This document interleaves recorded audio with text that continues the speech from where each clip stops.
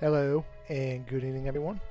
My name is Drinks Glue, and tonight on RPG Limit Break, first off, thank you RPG Limit for hosting us and allow us to showcase our wonderful game to your viewers. But without further ado, allow me to introduce our commentators tonight.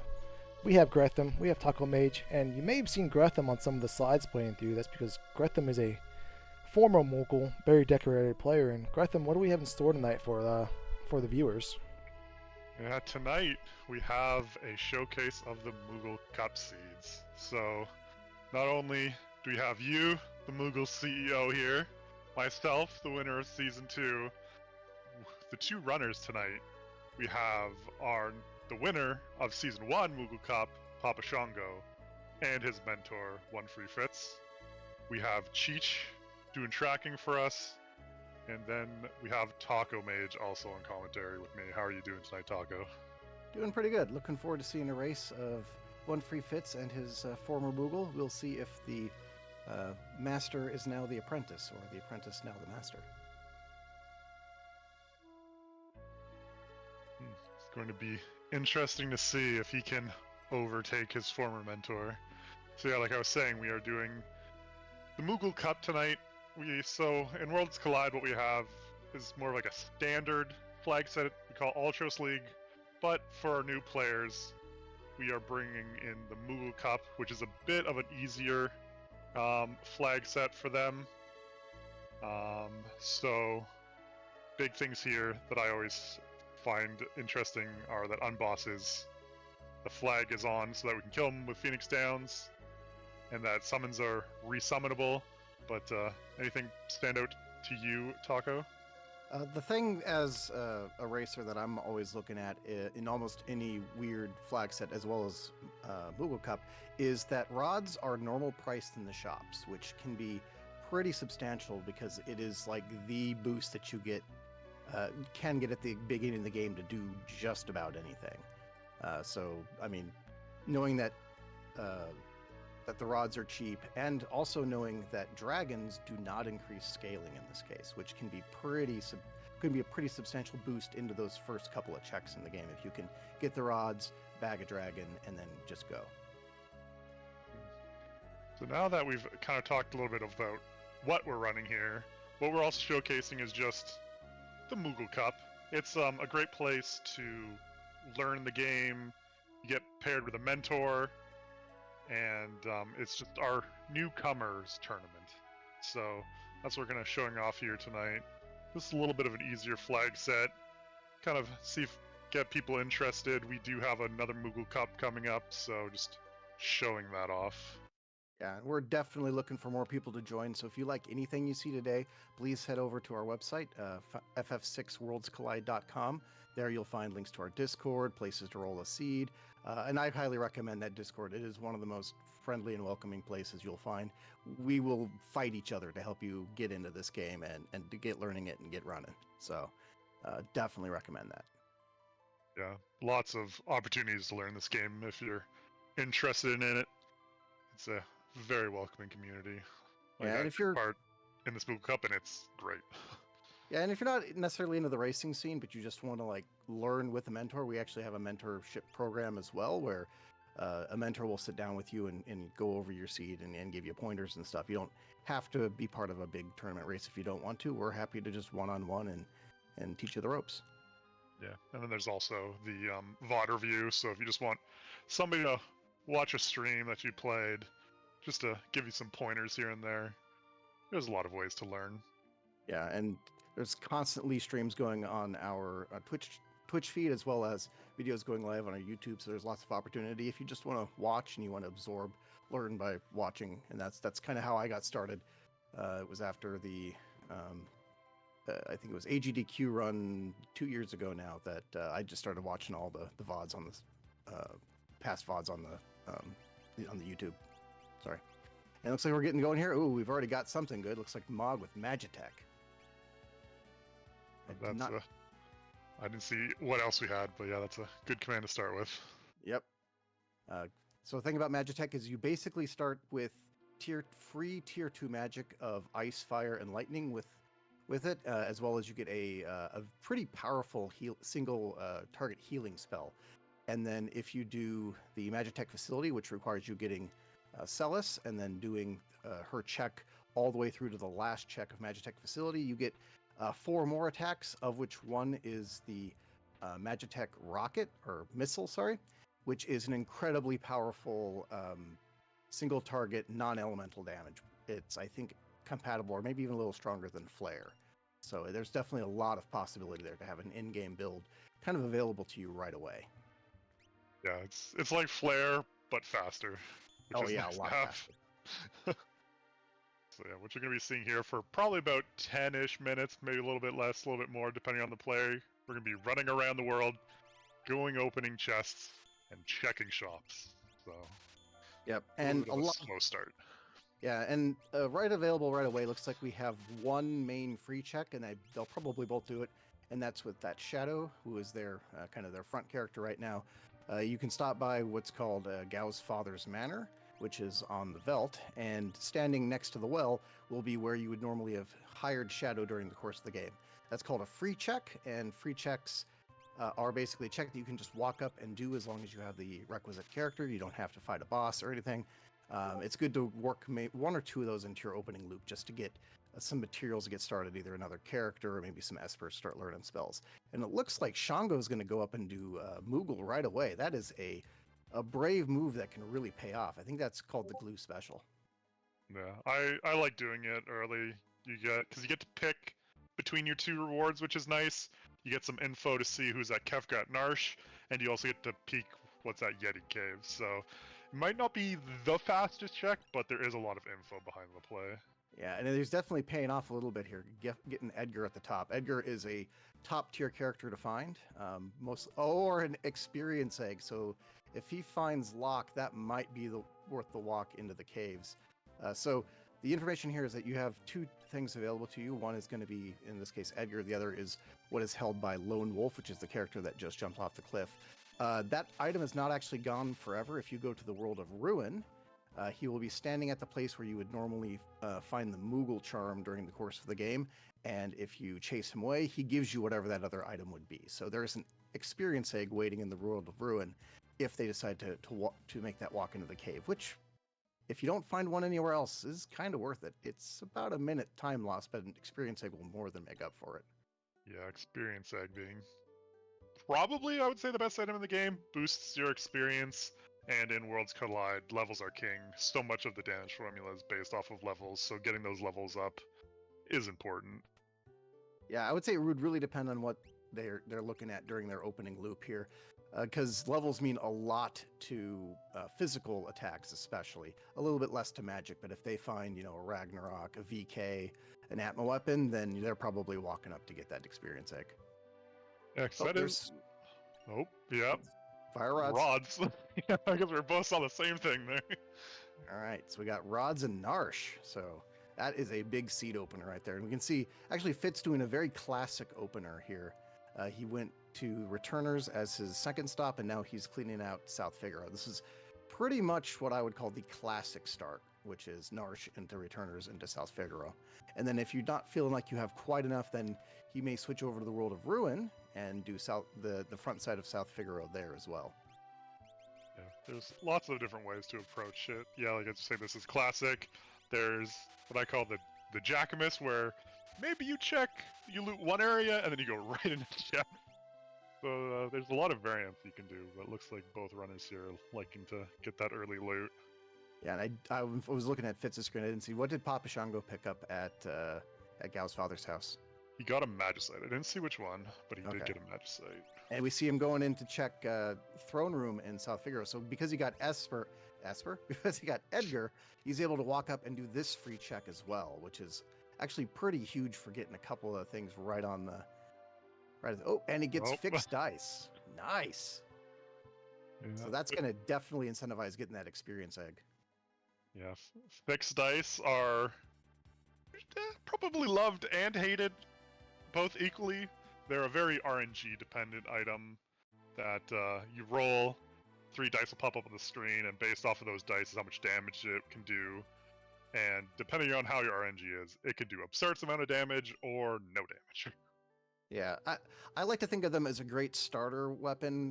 It'll carry you through the entire game, but really they start to fall off around when you start hitting level 30. I like to try to swap them out if I can. But sometimes it's what you find and it's what you ride the whole way. They are absolutely capable of taking you all the way to the end of the game. Yeah, just know that if you're running Octodice, you're doing something right. Octodice are great. Octodice are the slowest, most sure way to kill something. I haven't seen any other big hits here in the opening loop yet. I did see that Fitz is rocking like 7 fire rods, so he's going to be good to go for the first like 3 or 4 checks with that alone. Yeah, it'll be interesting to see if they're as aggressive as they would be with something, let's say, Super Balls. Like with those rods, are they going to go straight to a dragon, maybe the Opera House dragon or the Cyan check with a dragon? Or are they going to do a quote-unquote like standard check? Oh, it looks like Fitz found an Atma weapon somewhere. So he does have at least the beginnings of an in-game. So Atma weapon's an interesting one. It is definitely in-game damage, but it is not Super very Balls. good. Oh, there we go. Wow, he's really set up now. Oh, and it looks like Shango is going through the South Figaro World of Ruin as well, so he'll be seeing those Super Balls soon. If he goes over, he's probably going to go through the basement loop here to hit the shop, if I were to guess. Yeah. So he's going to find those as well. Yeah, Super Balls like dragons, or like fire rods, I should say, breakables. But Super Balls are RNG. They can do anywhere from like 200 damage to all of the damage. So that will definitely affect where it will be going first. And if Papa Shango checks the shop, will affect him also. Yeah, Super Balls are good enough on their own that if you really want to get that dragon, even doing 2 of them, if they roll badly, just resetting and walking back in again is probably worth it. But again, if you've got fire rods on you as well, you're just kind of hoping hit a dragon that you can damage with that. With as low as their scaling is right now, they probably don't have too much to worry about as long as they do like a grind fight or 2 before taking a dragon. Yeah, with the amount of Super Balls and rods they have, yeah, I'm going straight to a dragon.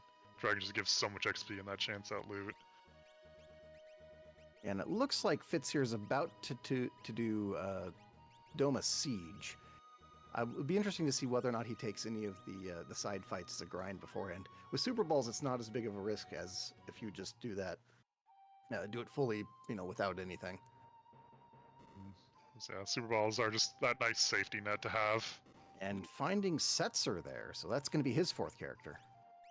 This could be interesting. With both of them finding different characters early on, we could have a whole lot of divergence, which is fun to watch. Yeah, and Setzer is interesting because he also has a free check. Oh, that's something to use the fire rods on. Oh, going for the Super Bowl. Oh, it's Atma weapon. I thought that was Atma. Right, it's blue. Oh, that was a 475 gold offering at World of Ruins Zen Thief. I don't know if Gongo has the Atma weapon or dice. He has the dice, so that's like basically an endgame build there if he needs it. I didn't see him pick up the Atma weapon, but dice is definitely going to be enough, and he'll probably take some dragons, so it's a good opportunity there to pick up something nice as well. Yeah, Super Balls, rods, offering, dice. Yeah, his early game is solved.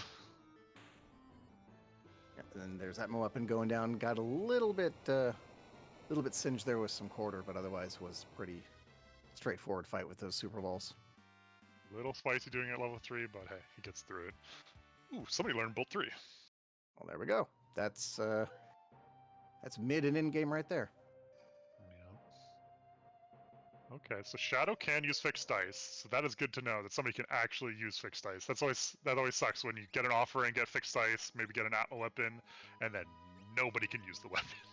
Yeah, and if Fitz picks up fixed dice because of the way that the equipment works in Moogle Cup, which I believe is original plus 35% random. It's either 35 or 50. Setzer is guaranteed to be able to use the fixed dice. And we're going to see what the world... Ooh, a lot more expensive in the World of Balance there for those for the offering. And the fact that in World of Balance, when you talk to the Zen Thief, he tells you if it's an Esper or not, and that's showing that it's not an Esper, Might dissuade him from going to World of Ruin to check. Yeah, I was about to say it's going to be pretty unlikely that unless he picks up Sabin, he's going to see the World of Ruin 10. Yeah, it looks like we're going dragon. Yeah, I was going to say looks like we're going to do a dragon.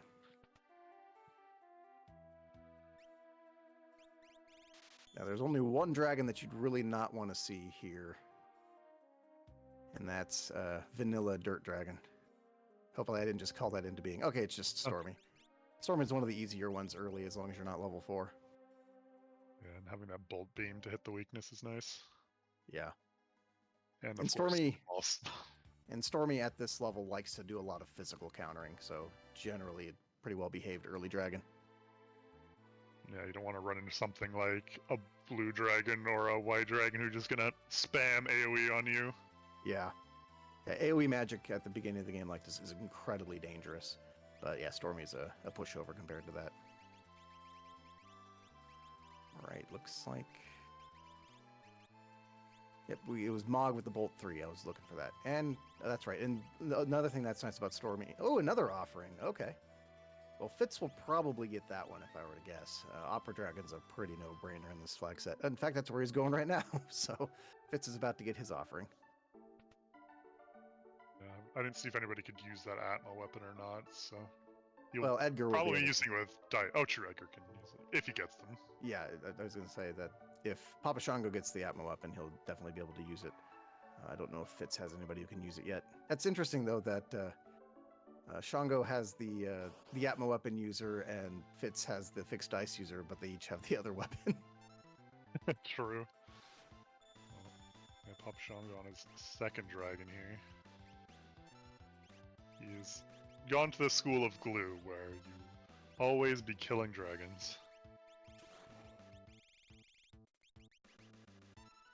Yep, and the other thing here is that because of how this check works, dragon is the only actual fight in here, and it's fully optional. So if you were feeling kind of sketchy, you can save, check the dragon, and if it's something really nasty, you can just reload and just finish off the check. So this is a pretty safe check regardless. Yeah, Cyan may not be the best combat character, but he does have some great checks. Oh, Shango's doing the neat thing where he's going to go and get the check first and then walk back for the dragon. Yeah, because if it's an Esper, can get the magic points and levels. Yeah, I always forget to do it in this order, but this order is actually better. Yeah, I remember to do it World of Ruin Narsh, but I never remember to do it in Science Check.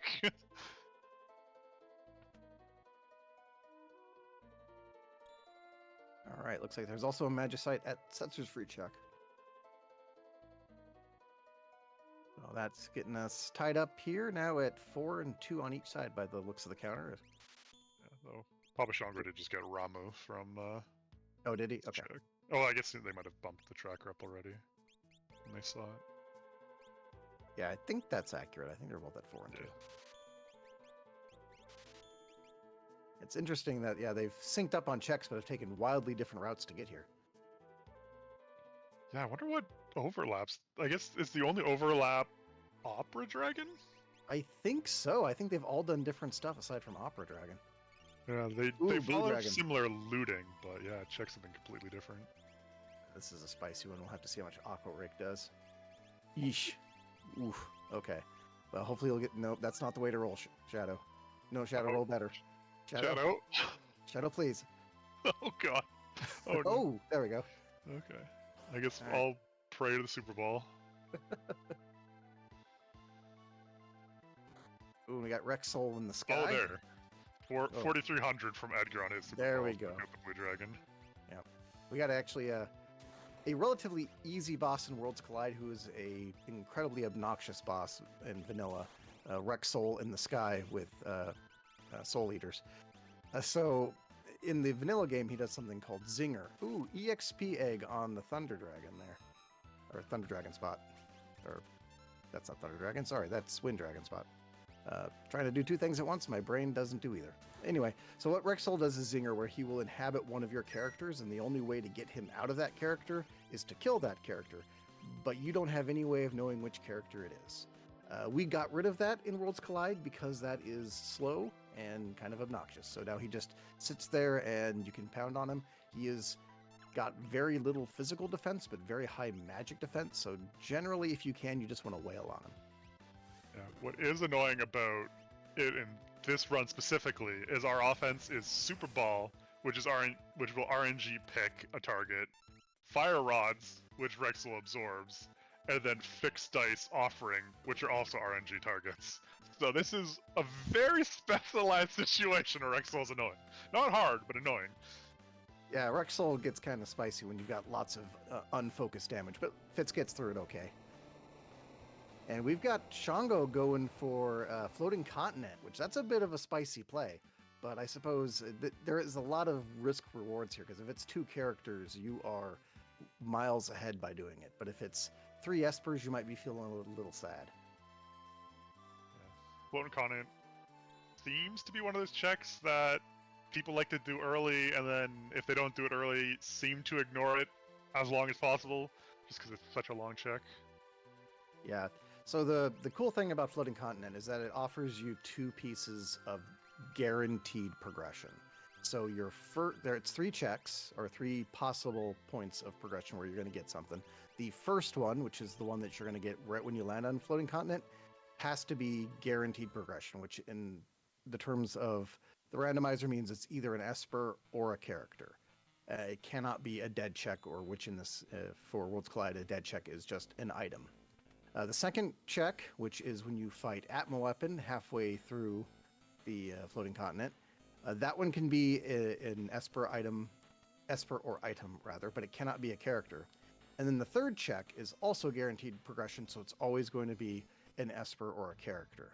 So you're guaranteed to walk away with 2 pieces of progression. You don't necessarily know if it's going to be Espers or characters. You have an opportunity at a 3rd piece of progression, with the trade-off being that this is one of the longest check sequences in the game. It is very, very long, and there is the walk through the actual Floating Continent itself is very twisty, turny, and there are lots of little cutscenes as you go between these little warp points. So again, it's very big risk reward, but if you walk away with 2 characters and it turns out that those characters were required by the game's logic, then you're way ahead doing it early. Yeah, just when I see Floating Continent, I just see so many bosses, so many forced encounters. It's just, is it worth it? But when you do end up getting that character and it's gated by that character, man, does it feel good. Yeah, and the piece of information that we have that, of course, Shango doesn't have is that there is another character, Setzer, who is out in the wild. So it's hard to know whether or not this is the right play, but again, there is definitely a fork out there of either Edgar or Setzer. Do you want to talk about the depth of the seed versus the wideness of the seed? Yeah, so what that means is the later you get a character, the more chances that that character's checks get you more characters. It's weird to explain, but yeah, it's the chain of characters likes to continue. Exactly. So it's it is more likely that a character will lead to another character, and that characters you already have had before that character will be Espers, which means in practical terms for this seed that our most likely next characters will be in either or both of Setzer's or Edgar's checks. That said, there is something to be said of characters beyond 4, especially if the 4 characters you have are like good enough. Characters beyond 4 don't give you any extra power, whereas Espers are additional, almost always additional power. You're either going to get a spell that you need, or more importantly, they have stat bonuses on them. So you equip them and you can get, better growth of your current party through additional stats. So sometimes it's actually better to ignore where you think the characters are going to be, just to get a few more Espers to get that power rolling. And then just keep in mind, okay, well, I now have 5 Espers. I can start going into doing this character's check, which is what actually Fitz is doing right now. He is going into Daryl's Tomb, which is one of Setzer's checks. In fact, given what Fitz has already checked, this is the last of Setzer's checks. So this has the greatest potential, as far as he knows, to be a character. I do see a question in chat. Yes, that's what the numbers in the bottom mean, yeah. So to unlock Kefka Tower, you need 6 characters, 9 Espers. So you need that to unlock. And then there's what we call a Kefka Tower skip, where you need to complete 2 of getting 9 characters, 12 Espers, or 22 checks. And what skip it does is skips most of the walk up and you get placed directly in front of the statues. Yep, and we got Chad in the sky here, falling away from the ship. So this is one of those fights that is not particularly dangerous, but is certainly rather annoying. And with fire rods, it's going to be a quick fight. Yeah, as long as you can take Chatternook out in the first transition, it's not too bad. When you don't have enough offense and you're sitting there switching between all the phases, it can get real annoying. Yes, fortunately, we have something called Quick Chad in Worlds Collide, where the transition between the angel form and the demon form is generally only one attack of the angel form before it goes into the demon form. In vanilla, it can be quite a while. All right, first check on Floating Continent turns out to be an Esper, so good from progression, but probably not the character that Papa Shango was really hoping for. On Fitz's side, we get to see if he passes the undead flag check. Will he remember that that 1, the undead flag is on, and 2, that the second part is undead, and he does. Yep, already queuing it up. Yeah, that's something different in this flag set. In quote-unquote regular, our flags like Ultros, normally we turn that flag on, but for Moogle Cup, we leave that on so that you can just kill all the undead bosses with 1 item. And unfortunately, Fitz getting the bad news that Daryl's Tomb is, in fact, a dead check. Gets an ice shield for his trouble, but now he's going to have to go somewhere else looking for that 5th character. Looking like Doma Dream, which I do like. It's the opposite of Floating Continent. Floating Continent, you do 4 bosses plus a bunch of other things to get 3 checks, while in this, you do 2 bosses to get 3 checks. So it's 3 for the price of 2. Yeah, I think a lot of racers are like this. I don't know how you were when you were just getting started. What did you think of Doma Dream? I did not like it when I first started. That is, I would do anything in my power to avoid it. Now it is probably one of my favorite checks. Yeah, I love this check. It's just, so fast for 3 things, being able to unlock sword tech. Oh, it's great. Yeah, and I think all of it is just learning the walking route, because once you have that muscle memory down, it feels so quick. Yeah, just remembering the puzzle. Yeah. Vargas and the Pooh Bears up at Atma Weapon spot on Floating Continent. Nice, easy fight. And another nice, easy fight. Looks like Ultros, what is that? Ultros 3, I believe. Yeah. We got bolt 3s going off the hook on both sides. Yeah, one of those Espers teaches bolt 3, so it's going to be lots of magic in here until maybe somebody starts breaking out that Atma weapon. Yeah, they both got offerings, so I know that we got Shadow Rock in the offering with the fixed dice on Shango's side, but we haven't seen any use of it on Fitz's side yet, which, again, since I don't think he picked up any fixed dice, isn't that surprising. Typically, you're going to... there's bad news for Fitz. So that little ghost that we saw in the upper right-hand corner on Fitz's side, that is the sprite that you see when... one of the 3 sprites you can see when you are going to get either an Esper or a dead check, depending on what you're doing. In this case, Doma Dream's what they call the dream check, which is the one where you would normally fight Rexol. The thing that you get after that is, in this case, going to be an Esper, because it was the ghost, because it cannot be an item. The other 2 checks that are baked in here was that first one that he did right at the end of that kind of dream sequence where everything was blue, and then there is a final one that's really easy to walk away from. After you've done both those checks and have gotten out of the dream, you can walk up to the throne and get a final check there that can only ever be an item or an Esper. So that's one of the other differences about Doma Dream from Floating Continent is, again, only one of the checks can be a character, and the other 2 can be either Esper or item. So in this case, he knows he's not getting a character from any of these checks. Yeah, Fitz is getting a bunch of Magicites, so we'll see if Papa Shango's coming up here to his check, see if he can get a character, if it's just going to continue the train of Magicite. Yeah, and I think this, depending on whether or not there's another character out there, the thing that's really bad news for Fitz is that Papa Shango got Edgar at Kefka at Narsh, or sorry, at Mog's checks, and late in the seed, I don't know how incentivized he's going to feel like doing Mog's checks. It's one of those where if you've got other checks and it's towards the end of the seed, you might avoid it, which would be unfortunate for Fitz. Yeah, Mog's checks, at least the Lone Wolf one, I almost consider it in my mind like an early game check. You'll do it early if you want that free check, but otherwise you're probably not going to be doing it until a lot later in the seed, which could hurt him if Edgar's required. Yeah. Oh, we see that there are no characters now on Floating Continent, so that's it is Magicite. So he did get a good pocket full of Magicite up there, but gonna have to go elsewhere for that fifth character. Yeah. So it's looking like Edgar's probably the bottleneck, and that's where Papa Shango's gonna go. But it looks like Edgar's probably the bottleneck here.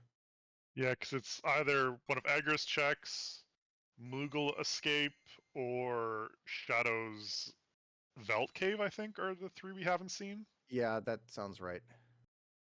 So at this point, it's just which runner is going to find that character first.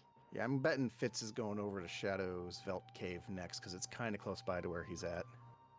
So we should be seeing that one pretty quick. So good news that there's a Magicite on the throne. So that puts Fitz at 4 and 7. Ooh, and we see Realm in South Figaro Cave. So definitely looking more like Edgar required here.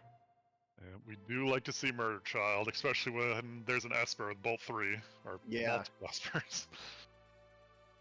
And yeah, especially, I haven't looked at the Espers too closely, but I don't think I've seen a Magic Power +2, so she may be a shoo-in for a swap.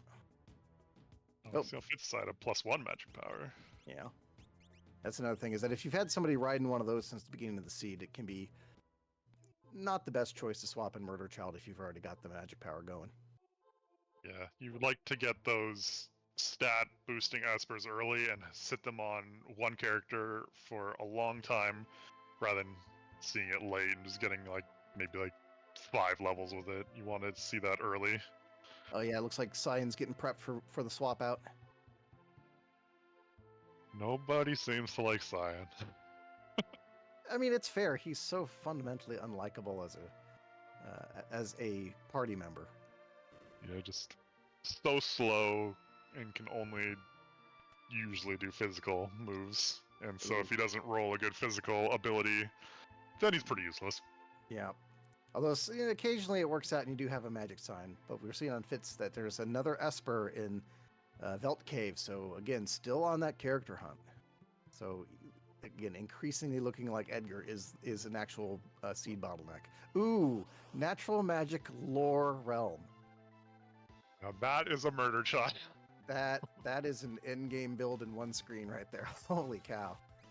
Yeah, we'll see what the lore lists, hoping for something like Grand Train. But... Yeah, and there are a few utilities on there that you like to see, but Grand Train is pretty much what you're hoping for.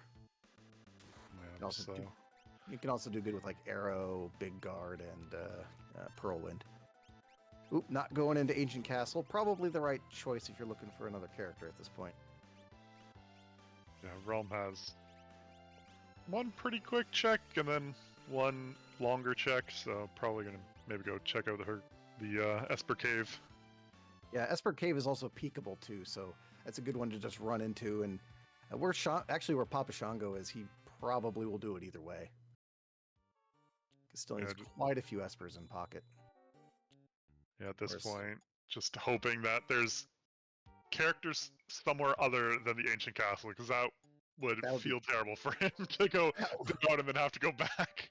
That would be awful. And we did see that Fitz did pet the dog, so if Shango ends up in the same situation and forgets to pet the dog, then unfortunately that counts as a forfeit. Fitz has verified his seed. Shango has not so far. Especially with glue tracking, you definitely have to pet that doggo. Oh, he Might get his second offering over here if he does check the Zen Thief. Yeah, interesting play. Maybe just hoping to lock in that. Oh, there's the offering. Yep. Hoping to lock in that 9th Esper so he can concentrate on characters, I guess. Yes, I see in chat, yeah. The randomizer, yeah, does randomize equipment. I forget what percentage, but it takes your vanilla equip pool, but then like adds maybe like 30% extra onto it, so you can wear equipment you normally can't. Yeah, and relics are the same way too. Although vanilla, like, there's not too many relics that are character specific. But everybody can equip the Moogle charm, which is a nice quality of life. And speaking of Moogle charms, the biggest quality of life is that you start with 3 of them, and everybody can wear them. So you will only get into battles that you choose to get into. So that's a pretty huge quality of life for being able to go fast, and that really does make Worlds Collide a very pocket version of Final Fantasy VI. Generally speaking, Ew! but Look at Papa Shanko's screen. Oh, did he get a Yeti? He got a Yeti. and the Yeti may be in his party. I believe that was the only agreement that they talked about at the beginning, is if they picked up Yeti, they would put him in the party. So our condolences to Papa Shango. Yeah, that is the anchor on the party right there. You know, just ignore what people are saying in chat. Just believe the commentators. We enjoy Yeti slander here. If our mic suddenly cut out, it's because Glue kicked us both out of the booth. Yeah, we may be being replaced here soon.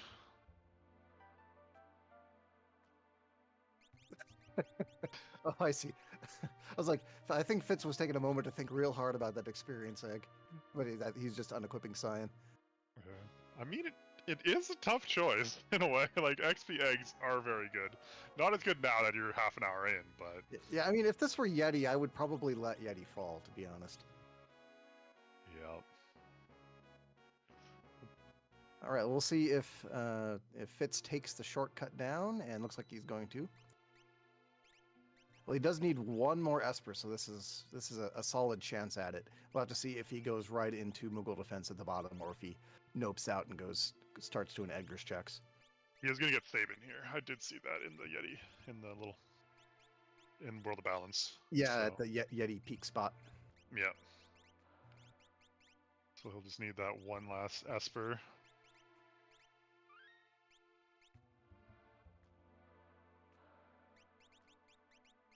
Actually, I don't think he's going to need it, because Shango's at 6 characters now, so he won't actually need to go and get Saban. True. He's getting Fallen One spammed over here from this Doom Dragon. That's the weird thing about Doom Dragon, is that if you can hit him fast enough, he'll pretty much soft lock himself with Fallen Ones, and you'll actually survive. He has a bunch of XP.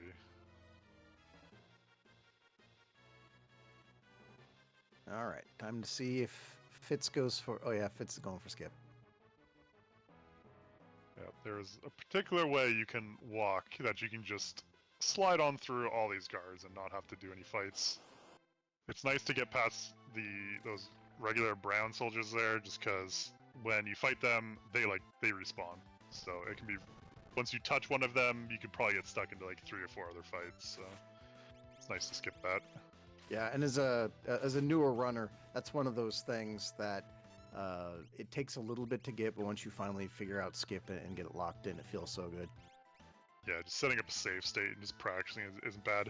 There are other places where you can just stand and wait for them a lot of them to run past to make it a little bit easier, but Yeah, it it's not too bad. Doesn't look nearly as swaggy when you do it that way. Yeah. And like, it looks hard, but you just walk a little bit above the line of brown soldiers, wait till the running guy gets past the 3rd one, and then you can just walk right down. So it's not too bad.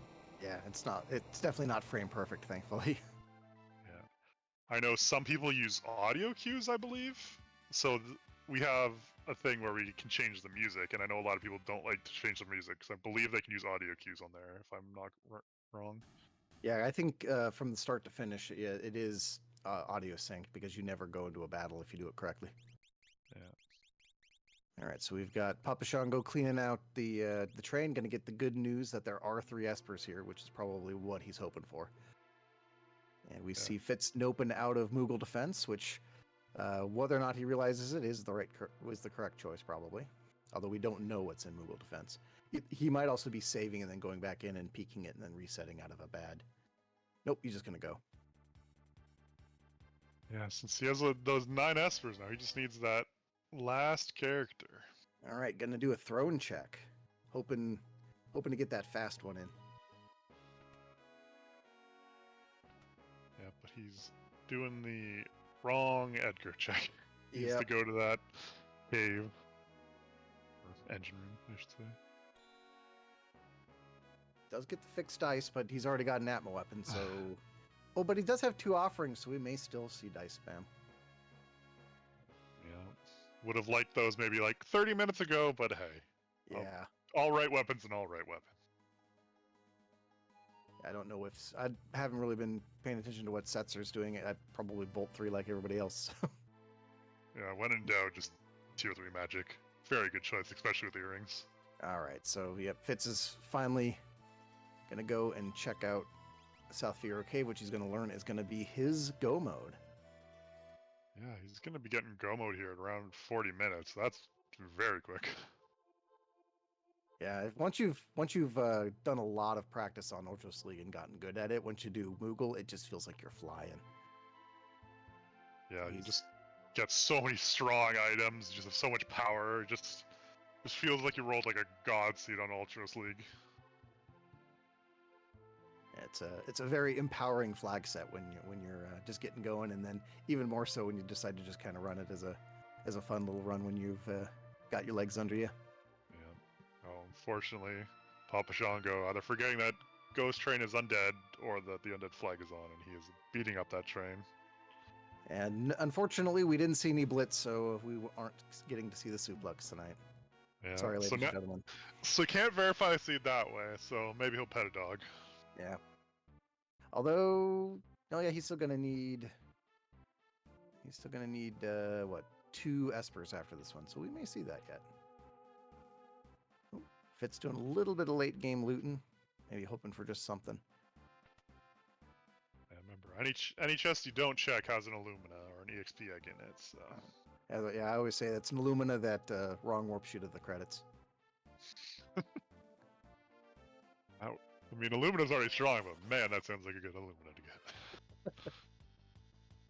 Knowing the spaghetti code that Final Fantasy VI is made out of, there's always a chance, I feel like, whenever you swing a weapon, that you're just going to end up in the credit sequence. Yeah. It feels like anything can happen. Just like, you just hit one wrong button and anything can happen in this game, it feels like.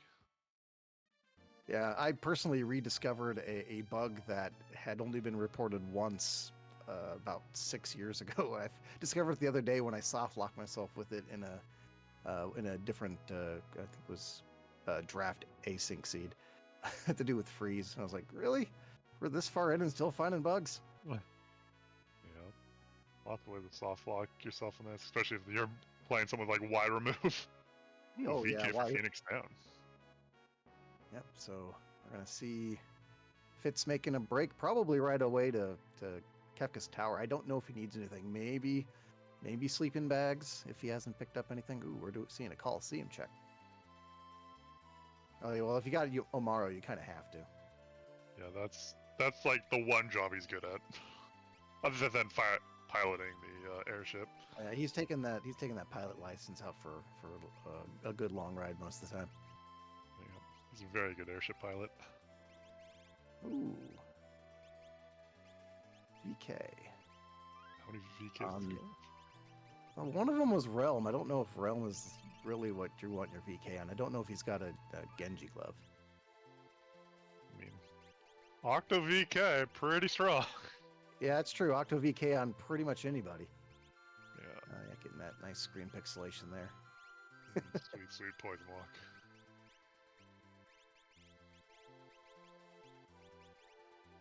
Have any HPS? Oh, he has HP 100, so if he does want to use VKs on Realm, he can boost that HP up. Yeah, looks like Fitz is going right for KT. Ship as high as it'll go. one of those nice little optimizations. But yeah, going into KT at 40 minutes, whew, got speed. Yeah, Fitz is cooking. Yeah, is he gonna do a sub-hour? It'll be hard, but there's a Yeah, slight possibility. Yeah, at a 40 drop with the power that he's got, definitely going to make a run for it. I would say probably coming in at about a 103 if I were to guess, unless it's a really obnoxious spot on the way through here. Yeah, having to walk up Kefka Tower about 5 minutes and then fighting the statue bosses and then Yeah, I mean, Final Kefka.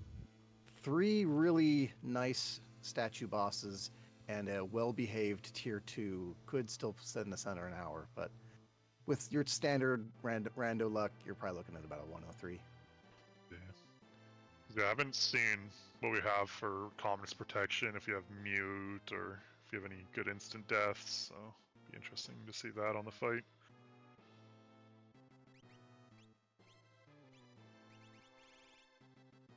Alright, what are we getting? Are we gonna get Setzer hooked up with something here? Oh, taking the... I don't know what I wasn't paying attention close enough. I don't know what Setzer's rocking, so I guess we'll see in the statue fight. Pull 3 fixed dice, maybe no weapon. Will be interesting to see.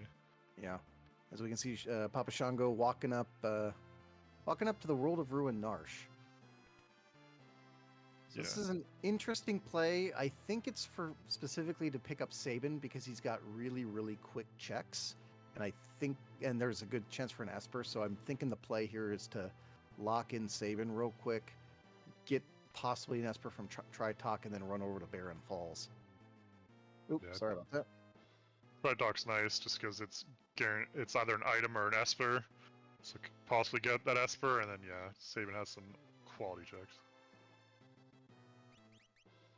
Ooh, we're getting White Dragon. That's a good dragon to hit late because White Dragon is not very scary late and can be actually a bit of a problem early. If they had ran into this dragon when they were level 3, just throwing super balls, that could have been tough.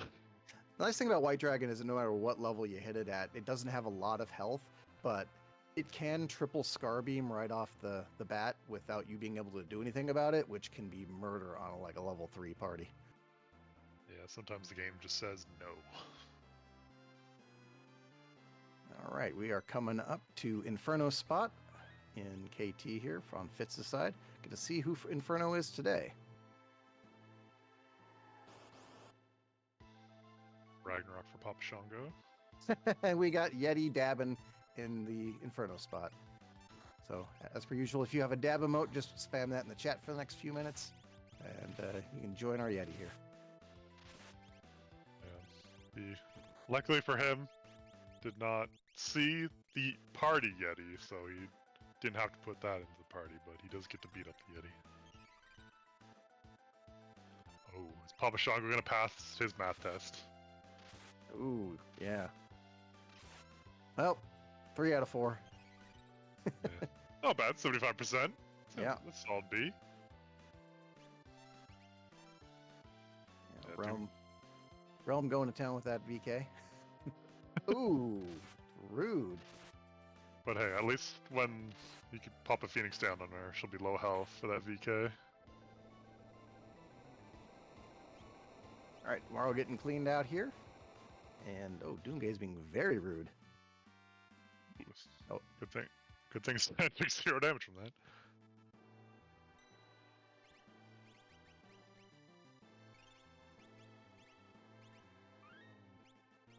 Yeah, you can see the scaling at play here. We were 44 minutes in, and that Edgar on Fitz's side was picked up kind of late and is level 42.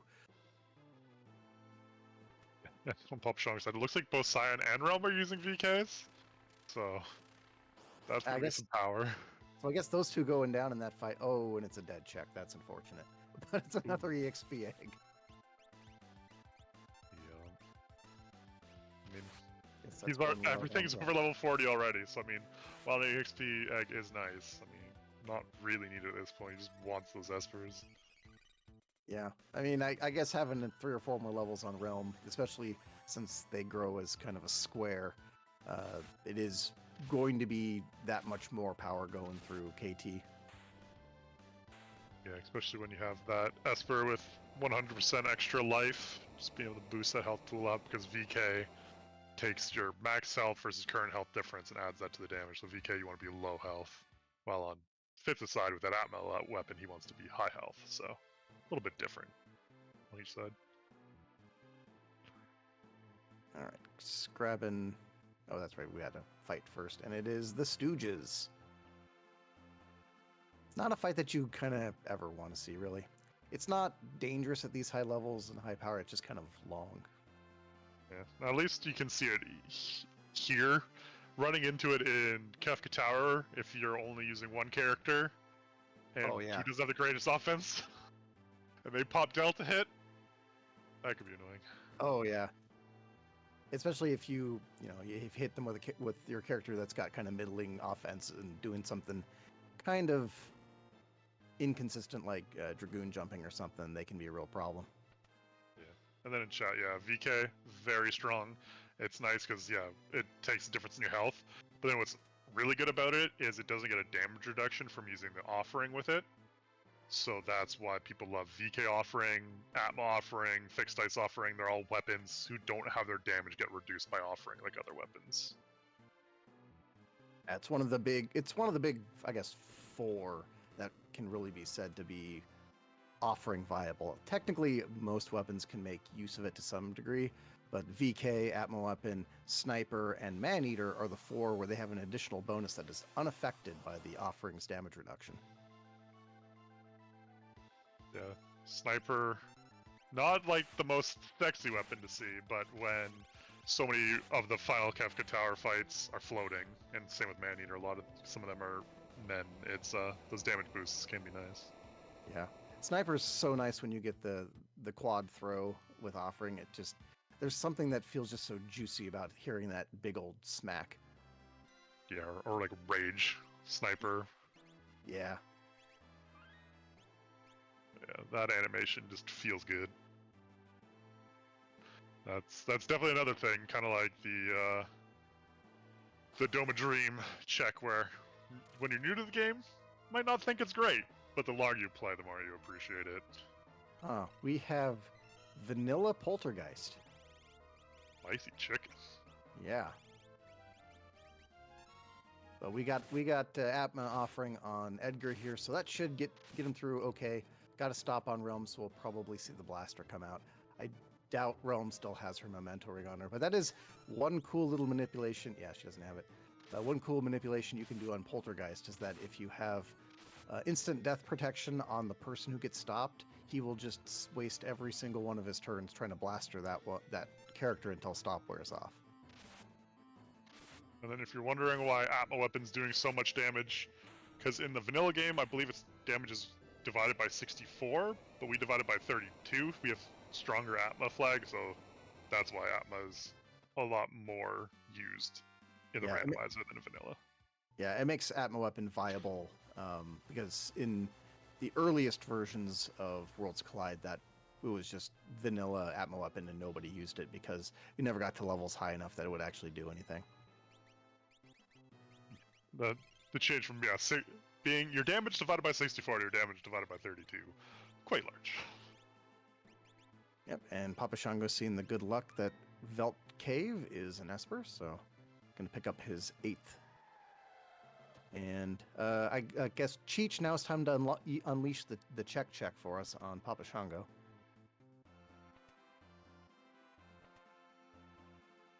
Hopefully, but I'm guessing with 7 and 7, and bagging 3 dragons, he's got to be getting close to check skip, which may be kind of another benefit of going after Sabin, because many of Sabin's checks are pretty quick. Yeah, you're just gonna have to get those last couple characters, because I believe Moogle Cup still complete any 2 of, so. I think the most recent iteration is now 1 of. It was 2 of. It was 2 of for Moogle Cup round 1, but I think it was reduced in round 2. Yeah. I knew something with the skip was changed, but I always forget what it was. So that's, I think, 2. Yep, two statues down for Fitz. He's gonna... Oh, it'd be nice to step on those It's gonna be, switches pre-hour. yeah, it's gonna be a close one. Like with if right statue is a fast boss and he gets a really well behaved final Kefka, he could still squeak it in under an hour here. It's getting pretty close though. Yeah. Generally speaking, you're doing really good in a final Kefka if you're under 8 minutes, which is going to be about, yep. Seeing that Pop is now at 20 checks, so Pop is almost certainly going to get skipped. This will be 21, and then he'll just need to knock out something super fast for 22. Yeah, because he needs that one more Esper, so he's going to be going up to 22. And yeah, I mean, that's a pretty easy boss fight, especially when you have both 3.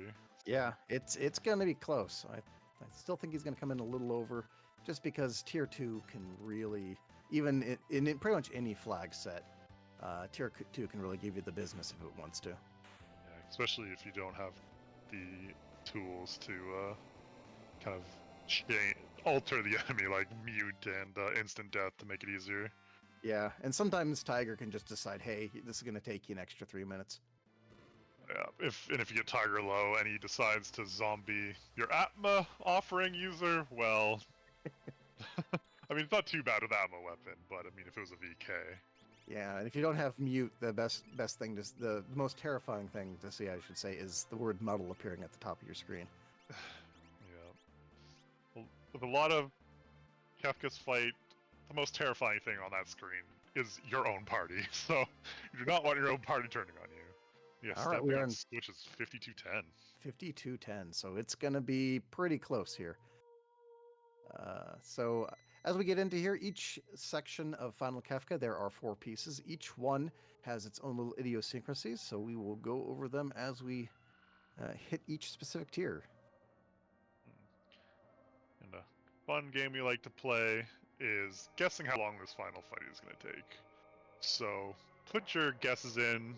Like Taco mentioned earlier, a good fight's under 8 minutes. How fast do you think one free Fitz here is going to be taking out Final Kefka? Put your guesses in chat. And it's Price is Right rules, so don't go over. And personally, I'm going to guess, we're at I'm going to guess about a 9.5 minute myself. What about you, Gretham? I'm going to go with 8:21. 8:21, okay. All right, here's tier 1. I'm going to let Gretham take this tier. So there are 3 targets in this fight. There is the long arm, the one closest to us. There's the head, and then the arm in the back is short arm. The big thing here is you can either break or instant death long arm. You want to take him out early, and you want to take out head early because they have big counters on their death. Head is also weak to fire. So once you take out long arm and the head, then you can fight the short arm, who does counter when you hit it, but at least it's not like the head where it counters with Quake when it dies. Gonna be lots of physical moves here. And you can see that one free Fitz actually vanished Edgar, which is a huge defensive layer for doing a bunch of burn damage on the short arm right at the end, so that it'll avoid the counter before transitioning. Because the worst feeling here is having short arm counter and kill a character right as it's the last one going down. Because if any character goes down before a tier transition, that character is removed from the fight and replaced with the next character in line on your roster. Yeah.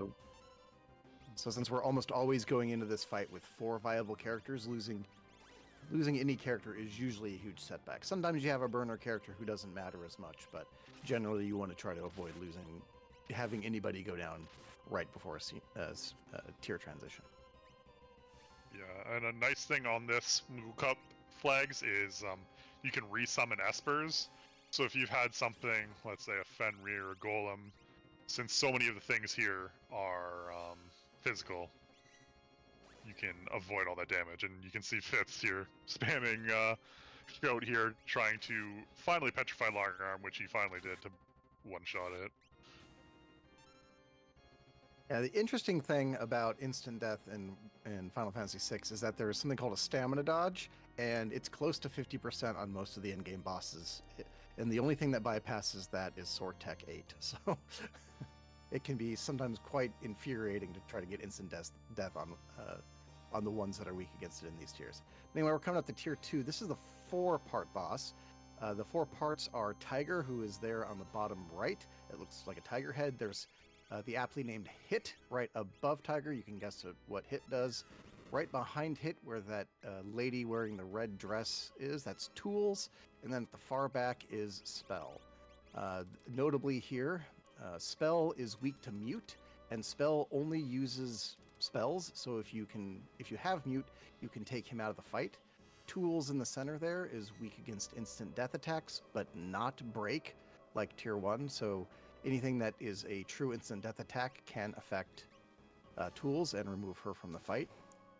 Tiger at the lower right there is actually weak to ice. So if you've got ice spells, you can do double damage.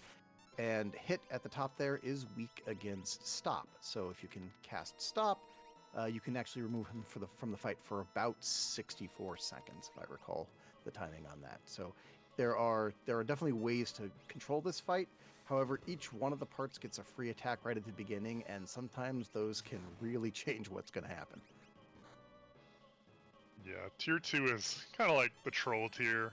Usually it's easy, but sometimes the game just does not want you to get past that tier and wants you to reset. Yeah, pretty much any tier, generally it's gonna, there's what you don't like to see. That's tier 2 being a jerk. So basically this is Freeze. What Freeze does is freezes your party. If you can cast fire on your party, which thankfully Fitz has, you can melt or thaw the party, and they can take actions again. The way Freeze works is it's basically a 50-50 on every party member, whether or not it affects them. And there is no defense. So it is possible to have your entire party frozen. The fun part about Freeze is that it doesn't block other status effects. So while your party is frozen, if Tiger is still alive, he can slowly turn your entire party to zombies. Ask me how I know this. Yeah, this tier 2 does like to troll. Yeah, tier 2, and then tier 3 has its own little idiosyncrasies with Medio spam. That's one that can kind of jump up and bite you. Tier 4, you can miscount and get ultimate, and tier 1, it's all down to if you've got a lot of non-directed damage, if you do too much damage to certain parts, you can suddenly be eating a quake that you weren't expecting. Yeah, then tier 3, tier 4, using Train is also incredibly annoying, muting and blinding everybody. Yeah, especially if you suddenly realize, oh, I don't have much in the way of curative items. Yep. You have somebody who wants to cast Ultima, oh wait, you don't have any remedies or anything to remove that mute? Well, sucks to be you. Yep. As we can see, Hit here doing his death counter, which is 10 hits. Again, part of his namesake is he does one thing and he does it well, and that is hit things. So now we've just got spell left to burn down. Yeah, them having mute makes it so much easier, because you can then kill 10 hits, or you can kill hit, take the 10 hits, without having to worry about spell doing anything to you, and then finish off spell after healing yourself up a little bit if you need to. Yeah, and Fitz getting the nice dispel death counter instead of getting quartered. So moving on to tier 3 without too much trouble here. So on tier 3 here, you're going to see 2 targets. You're going to see girl on the left, top left. She likes to heal a lot, so she's usually she's going to be your first target because she also can resurrect sleep. But the thing is, she absorbs elements. So you're going to need to do physical attacks or non-elemental magic to take her out. She only has 999 HP, so it's not too bad. And then there's Sleep, who's on the right here. He's annoying. He likes to cast a lot of AoE magic, like you see there, Merton. And the big thing is once you get him down to 10,000 HP, he can start countering with Meteor, which is a lot of damage if it hits, and can counter with Train. So what you want to do is you usually want to get him as close as you can to that point pop what we call Calmness Protection, which is a way to protect against physical damage, because when he dies, he casts Calmness, which can one-shot kill up to 2 members. So you definitely have to finagle his HP a little bit, but yeah, that is how sleep works. Yeah, and of note, there are 4/5 different versions of Calmness Protection that you can acquire. The most notable two are the Esper's Golem and Fenrir. Each of those impart a type of physical immunity to your party that will block Calmness. The other is, forget the name, the Esper that lets you jump. Help me out here, Gratham. I know what you're talking about, but I always forget its name because its name is obnoxious. Oh, Cheech is going to help us out. Palador, thank you. So there's Palador, which basically lifts your entire party into the air.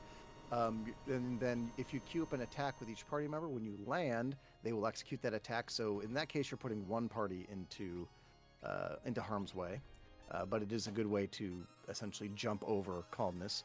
There's also Phantom, or the spell Invisible, or Vanish, which is what Mog just cast on Edgar, which is good because Edgar is really the one that you need surviving Calmness here. And good choice. that was amazing. So Vanish, the spell will also impart physical protection on you, and then you can also jump over it. And then there's my favorite one, which is the fifth one, which is just get lucky and block it. That's all you got to do. Just get lucky. Or have an Illumina that lets you dodge everything, and then you just don't dodge it and die. Yep. So anyway, we're moving up to Tier 4, which is the man himself, Kefka, here with the quite joyous laughter.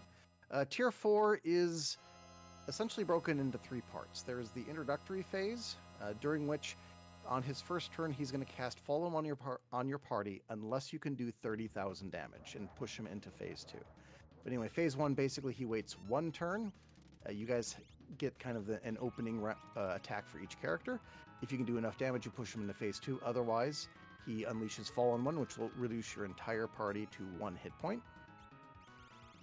Then he moves on to phase 2. Phase 2 is basically he can do a couple of single target attacks that will most likely kill whoever it hits.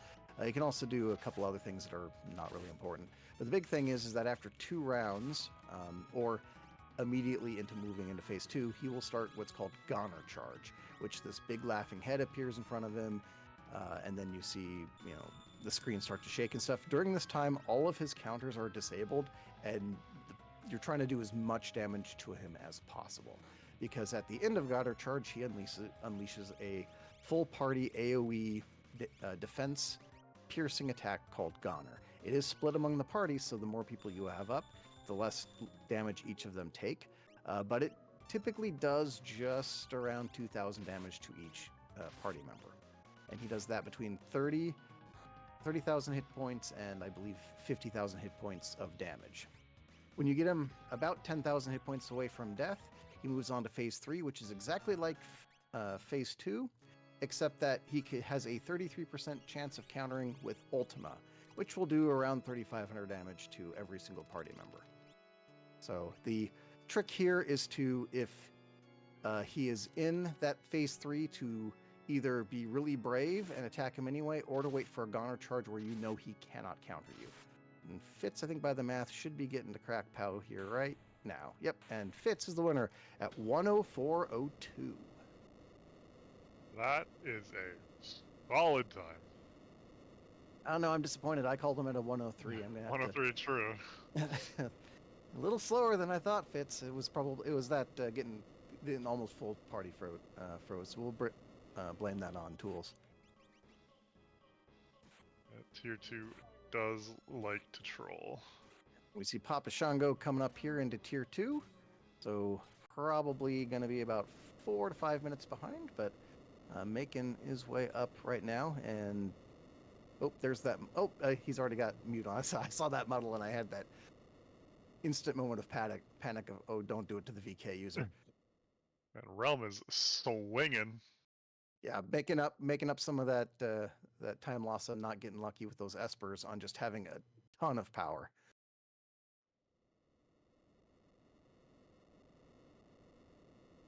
Beef will get Fitz here for an interview, maybe. Oh, speak of the devil. Yeah, GG's, sir. Oh, and thank you. So you retained your title as mentor today. I guess barely. Look from the look of it, too much. Yeah, I gotta say, I predicted a 103 on you, and you came in at a 104. I'm so disappointed. Yeah, I had counting problems towards the end and some low dice rolls that I think probably contributed to that 104. A nice party freeze also.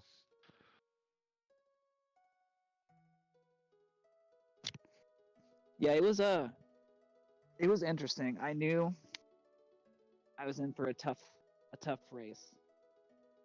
Taught everything I know to Papa Shango. They're my equal, if not have surpassed me perhaps. And so I kind of had a game plan to be ultra aggressive and finding like those cheap fire rods and then the super balls. I really just decided to do my checks and hope I could find other stuff before those ran out, and then I did. So that was pretty good. And then like got some dice. And I guess that's everyone said I just gotta beat stuff. There were some scary moments. That spicy chicken could have been a problem. And not going to floating continent also could have been a problem. Yeah. If Yeah, so if Papa Ryan Shango. was not have been at the top of the Edgar Cave. Yeah, Papa Shango went to Floating Continent, and it was, I believe it was 3 Espers, or it was 2 Espers and an item, I don't recall. But unfortunately, there was no character there.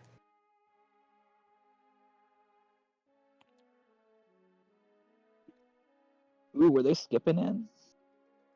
From the Yeah. looks of things, maybe? Okay. Yeah, he got to 22 checks because he did a lot of dragons and had I think, 3 dead checks. So pushed right at the end to get to skip, which made up a lot of time. Yeah, I saw a Yeti dab in the race room chat. So I was like, well, I didn't find him, so Yeah, I'm Yeti glad to was. see. Yeah, Yeti I think was at was that cave, Esper Cave? I believe it was Esper Mountain. Through Yeah. Realm. Okay. Yeah, that Realms check That's- because I think you got Realm last. Yeah, Esper Mountain. Yeah. And I saw Saban peeking out of the cave. Yeah, Shango did that late, I think, to get the fast Sabin checks so that he could get skip. How did Cyan stay till the very end? What? VK offering. Just dice. I didn't. The bolt 3 was pretty much good enough for most of the time. Yeah, there was a lot of Bolt 3, especially through the middle of the scene on both your guys' screens. But I think Realm was Octo off or Octo VA. GG's, Papa. GG's. GG Fitz. It was a close one. Yeah, you were on tier 2 when Fitz finally brought Kefka down. Yeah, it was yeah, it's definitely my old mentor. Still showing me that I've got a lot to learn. Yeah, about 4 minutes and 26 seconds left to learn. Yeah. Yeah, I had been playing with weighted gloves, and I had to take those off before the race. And really, I mean, I do mean it in the sense of like I was really both aggressive and being very like intentional in every fight around like how am I getting out of this in the least amount of turns, because I knew I was going to have to execute very well. And I'm gonna. This will be an interesting watch back because we kind of went some different ways a little bit. So Yeah, you guys diverged a lot right at the beginning. Oh yeah, I went straight to Lone Wolf, and that was Edgar, and that kind of put me on a different path, I'm sure. Yeah, Fitz did the very traditional opener, and you did the glue special of doing Moogle right away, and that sent you guys in very different directions. I even thought about that because the fire rods. I was like, what if I take no progression and just run up there and then get levels at Kefka and Arsh and do that? But I was like, nah, I'm just gonna do the huge and see what happens. But because Edgar was my that was the key to unlock everything for me. Because I had an Atma, I had an offering, I had an egg that was just like boosting the party average because no one could use it yet. And then Edgar came in, and I was like, there it is. This is the power I need to keep going this fast and not go check the Coliseum or try to find power I did elsewhere. not find that Atma weapon, so I went to the Coliseum and found some Valiant knives. Where was it? It was just in a box, I think. I didn't really go that. I only looted 20 chests. Oh. Yeah, Pop. I must have been in South Figaro basement because I don't think Shango ever went down there. I didn't go down there either. Oh, then it was just in South Figaro. There might have been one off. No, I'm trying to remember where I went, kind of off path. Because I was don't. very aggressive on my chests. Yeah, I think Shango only did World of Ruin, but didn't do World of Balance. South Figaro. That's okay. right. I think that's where it was. Yeah. I knew there was a little divergence through South Figaro. I couldn't remember if it was basement or if it was one or the other. But yeah, I think it was South Figaro, World of Balance.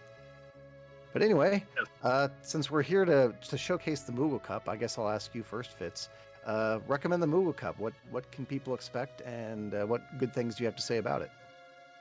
So it's really, at its core, it's about learning to play the game in a time setting, whether that's for the racing events or submitting for a charity marathon. And along the way, you just get some fantastic mentors that are really there to just provide information and guidance, but very much not taking the wheel.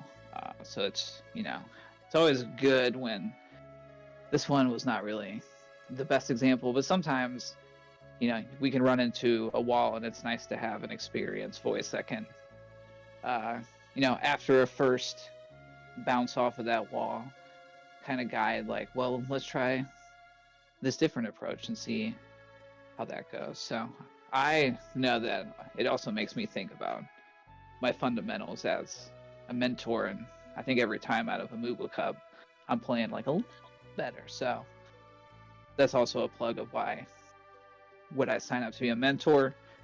It's really fun to help out the new players, and it definitely helps my racing just as a cherry on top.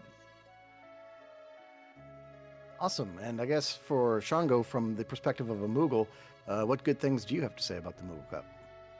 I just think it's a great setting, like Fitz said, to learn and dip your toes into race, and kind of not even horribly competitive, although everyone wants to win, but just the fundamentals of how to set up a race room, how to even set up your stream or your computer to be able to record, or however you play, to be able to record your games, just really how to be a part of a racing community. Just those kind of fundamentals. There's just basics that you don't really think about when you're just kind of playing games on your own, and then all of a sudden you're like, oh, I'm in a group setting here. I need to record it for competitive sake. I need to know how to start a race, how to submit times, things like that. It's just great to have someone kind of talking you through it, and then on top of that, how to play a little bit faster. When you're racing, you want to go fast, and there's just certain things that you can kind of tighten up and be able to learn how to do that, and the Moogle Cup's great for that. There's a variety of voices from the mentors, and they just really all kind of chime in and help you out on how to really get your feet wet in the world of racing.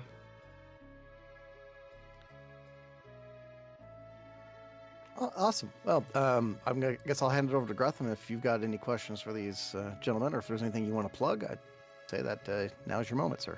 Yeah. No question for me. I just want to triple down on what the other two said. Moogle Cup's great. I've been in it. You can learn so much. Doesn't matter what skill level you are. If you just want to learn the game, or if you just want to help getting more efficient, or just maybe new strategies, just the mentors are great. They can teach you so much. It's a great thing to be a part of. And I'll say that once again, I'm going to plug the community and Final Fantasy VI Worlds Collide as a whole. You can catch us at FF6WorldsCollide.com. As I said earlier, there's links to our wiki, places to roll seed, but most importantly, there's a link to joining our Discord there. If you liked anything you saw today, or even a little bit interested, or just want to geek out about Final Fantasy VI, go ahead and head over there, join our Discord. Again, we are incredibly friendly, almost to a fault. We love new people, and we would be glad to have you. And the signups for Moogle Cup are currently ongoing. You can sign up in our beginners channel and in the Moogle Cup channel at our Discord. And Glue is our resident CFO, CEO of the Moogle Cup, so he's always there to help if you have any questions. But otherwise, I think that's it for all of us, unless Glue wants to pipe in here one last minute and it has anything else to plug. Oh, nope, very well said, guys. I'm going to give a personal thank you to Cheech for tracking tonight. Cheech always does a fantastic job, and you don't see his name come up very often, but he's back there. He's doing the magic, and he makes it so easy, so thank you very much, Cheech. And again, thank you to Gretham and Taco Mage for doing comms tonight, Fitz and Papa Shango for the amazing race. And last but not least, thank you again, RPG Limit Break, for allowing us to showcase our wonderful game on your channel. It's always baffling to me that things like this happened and existed for so long before I knew about them, and we're playing this single player game with friends, and we love to teach it to you. And yeah, as I said, Moogle Cup, if you would like to learn how to play Worlds Collide, we are happy to show you. And with that, I would like to bid you all good night and farewell.